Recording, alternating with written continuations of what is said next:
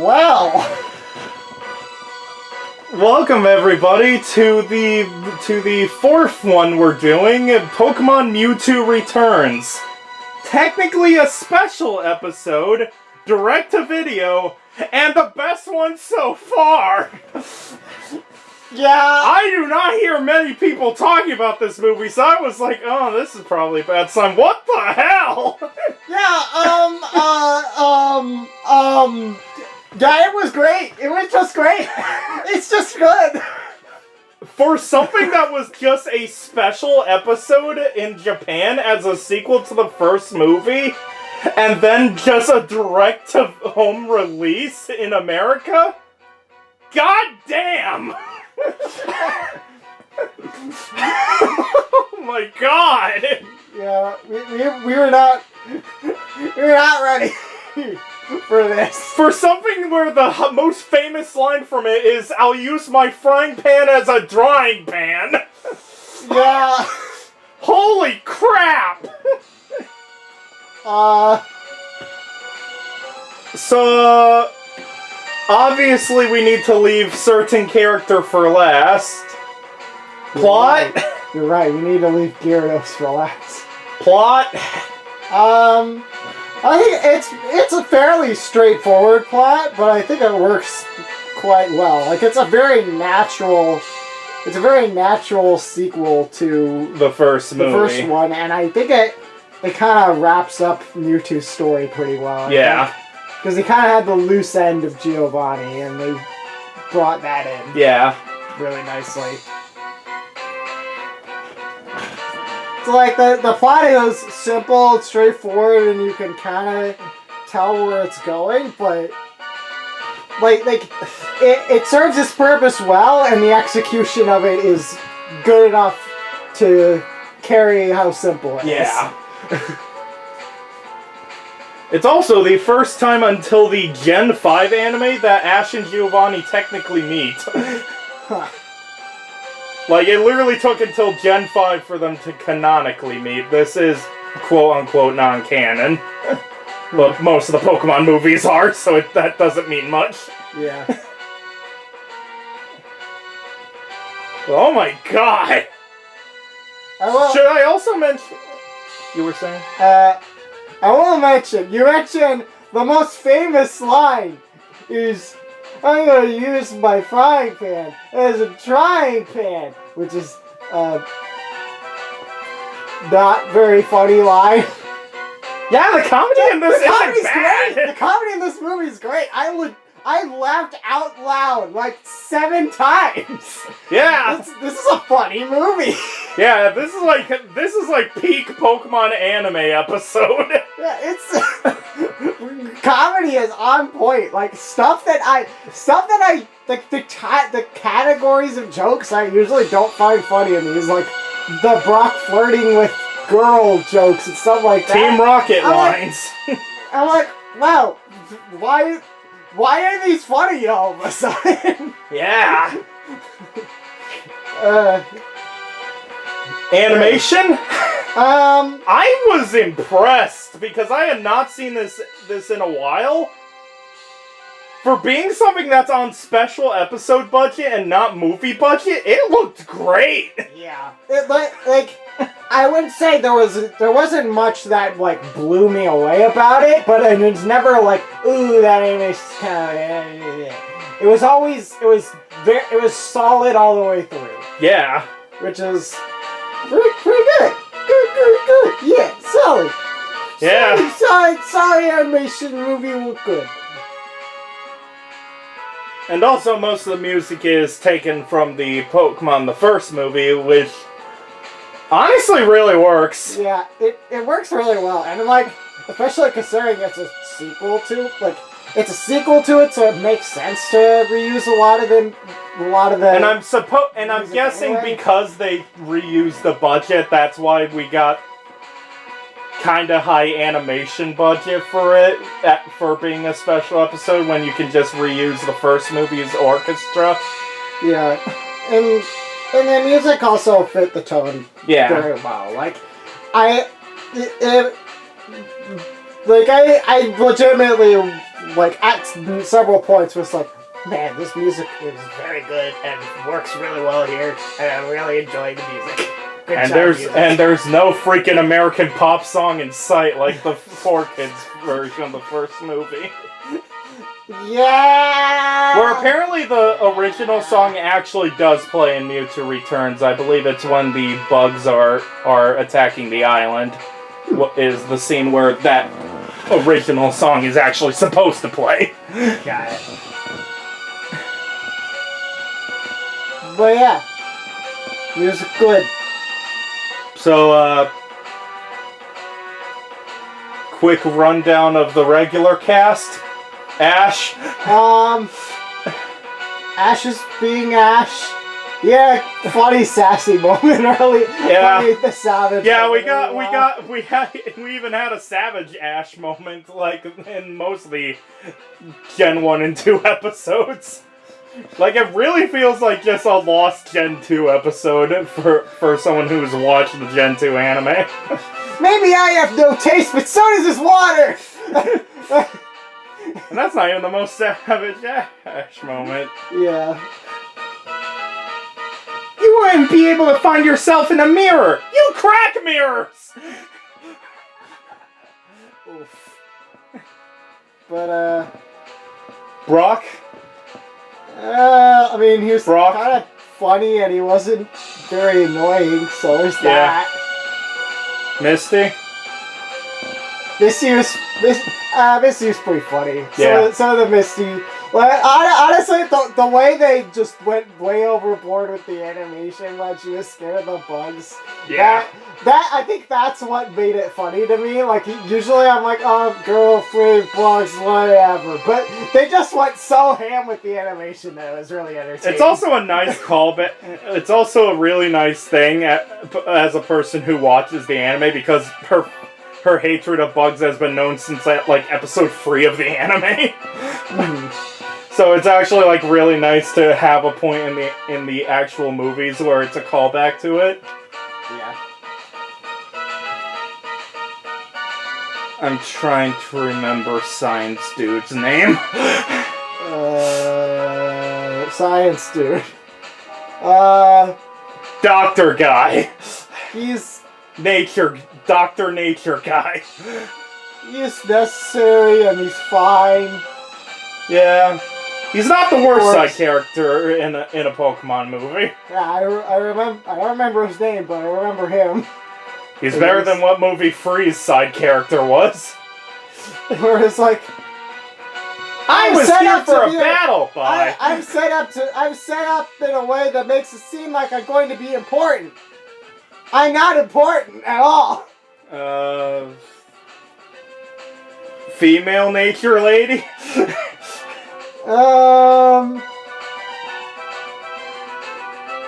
About the same as male nature guy? They give plot. They give plot more dumb explanation stuff. Alright. So they need to be there. They work. Yep. I'm trying to Team Rocket. This is like peak Team Rocket. Yeah, peak Team Rocket. Oh my gosh, they're so freaking funny, but also like they have like also like a pretty Mouth especially, but like all three of them were like a reasonably important part of the plot this time around. Because it's actually Team Rocket. They're like actually part of the plot, which is like really fun to see. Like, Yeah. Meowth is like a major. It's like actually a fairly major character in this movie. Well, it usually is in the movies, because it's usually about a legendary Pokemon, and if you don't want it to talk psychically, then you get Meowth to translate. Yeah. But I mean, he did quite a bit more beyond just translate. Yeah, also He's actually- hanging out with Clone Meow. Yeah, he's like actually participating in the plot and stuff. Meanwhile, Jesse and James are just hilarious the whole freaking movie. He might do something drastic, like ask for expense reports. Why is it zapping like that? Maybe it wants to play. Yeah, no. Pikachu man. Electric wire attack! Go electric absorption wire! Electric absorption wire, go! When James does that stuff, it's peak Team Rocket. It's just suddenly my new device. It's so funny. This kind of bring me to. It's kind of along those lines. Kind of one of the things that I think really works well in this movie is. I'm not sure I can think it. I felt in some of the past movies that sometimes the villains don't seem super competent and they win because they like progress their scheme because because the plot demands it. The villains feel competent in this movie. Alright, time to go over the villains. Domino? Domino is just cool. Like, I don't think she's like a super, like a super fleshed out complex character, but she's just cool. And she has a new sport cap, so that would be. She reminds me a lot of an anime character named Casty, who was like the competent Jessie, and like how her partner Butch was the competent James. Where it's like she's even blonde, so for a while I was looking at the cover of the movie, being like, "Are you Cassidy without Butch?" But then it's like, "Oh, you're a different character." Also, just how Jesse and James get their comeuppance on her is hilarious. Yeah, she has a nice dynamic with them. Giovanni? I mean, he's mustache twirling evil villain. Yeah. He works. He does his job in the plot. He's competent, which is cool. Yeah. He's a competent mustache twirling villain. Yep. Where it's like, oh right! Jesse and James have a boss who's actually competent. Everyone seems to forget about that part. Yeah. So he works pretty well. Like, I don't think he's like super like he doesn't have like a super strong presence as a character, I don't think. But but he's competent. But because of his competence, he's still enough of a threat. Yeah. So I wouldn't say he's like a crazy, incredible villain of fiction. Yeah. But he's certainly. There's a reason he has staying power even today as Pokemon's a main antagonist in Pokemon. He's not good enough to carry a movie, but he's good enough to not drag it down. Yeah. Meanwhile, the one very much taking this movie control. Holy crap, Mewtwo! Dan Green Mewtwo. Mewtwo is my favorite character in the Pokemon anime. It's not close. Yeah. he's so freaking cool, and he's like his characterization is actually like really fascinating, and like there's a reason when so people cool. think of Mewtwo, it's not the feral thing you find in a cave, it's the movie's Mewtwo that you remember. He's just a great character. This is great. Well, I really like this movie where it's like, instead of the first movie's defiance against humanity, this one he's just trying to find a place to belong. Yeah. Yeah. With his clone Pokemon. Yeah. He's got a lot of angst going on, but it's not annoying angst, and I think it's very well done and makes they took him in an interesting but very appropriate direction from where his character was at in the first movie. Yeah. It just works really well. Yeah, it's a really good evolution of it. Evolution. Pokemon humor. Yeah. Nitpicks or? When Team Rocket was building the thing, and then they dropped like a blowtorch and it blew everything. That almost makes me want to take back them being competent. Because that is stupid. That is downright stupidity. Well, many people don't expect you to just have a blowtorch in your hand and just fall asleep on the spot because of sleep power. Yeah, but you could easily just fumble and drop the blowtorch, and oops, everyone's dead. That is a Look, massive Giovanni's safety competent. Team Rocket has never been competent. Still, you would think like him or Domino would be like, what the frick are you doing? Giovanni is dealing with the freaking robot, trying to deal to see if he's gonna need to clone a Mew free, and Domino's being a bitch towards Jesse and James. I guess. Also, can I just say I did remember a few things of this movie. My childhood self tried to forget the freaking Mewtwo torture face with the red glowing Mewtwo with no eyes. Like, that was a part that I remembered as a child that actually gave me nightmares as a kid because I was like, oh dear God! Just dark red Mewtwo just in pain and screaming. Yeah.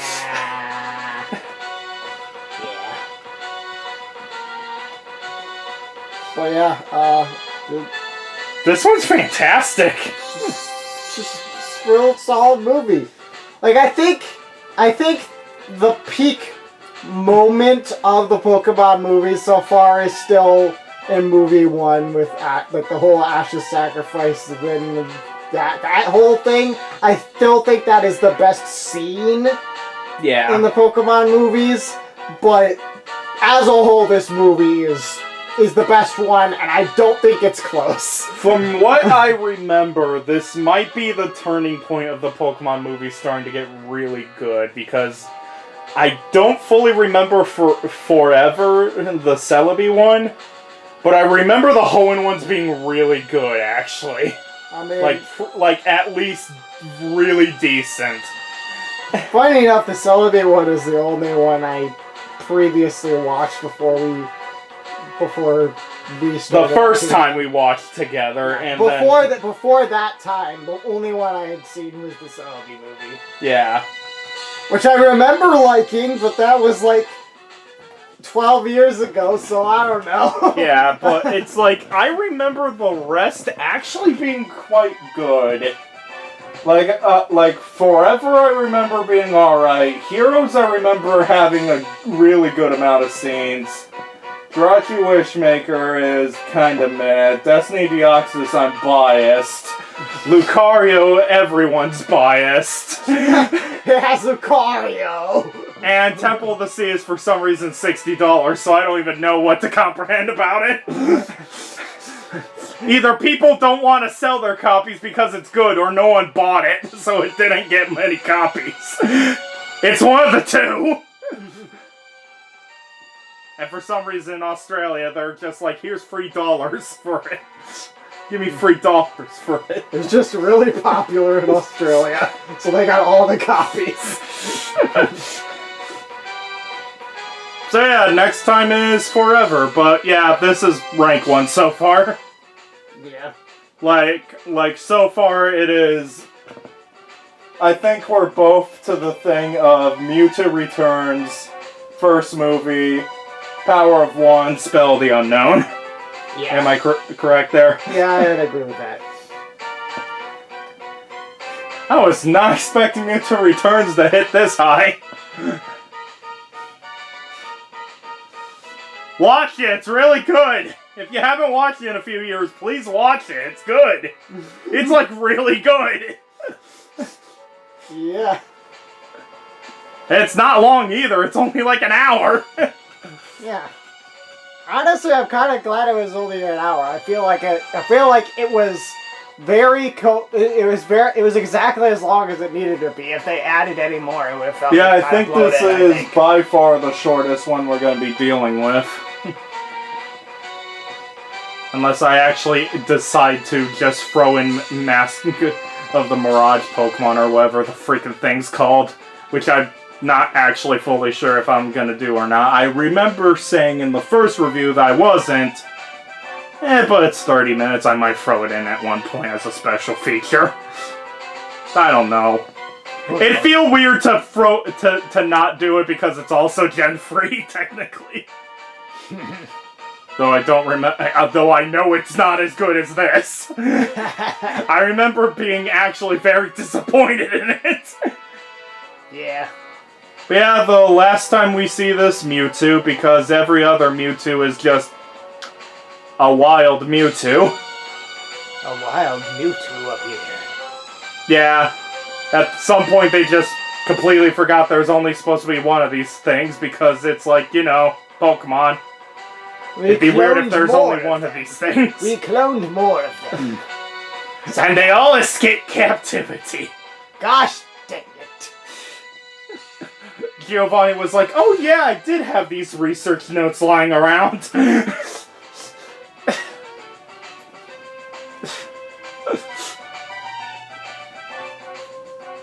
I'll see you guys next time for Pokemon Forever. Take care, everybody.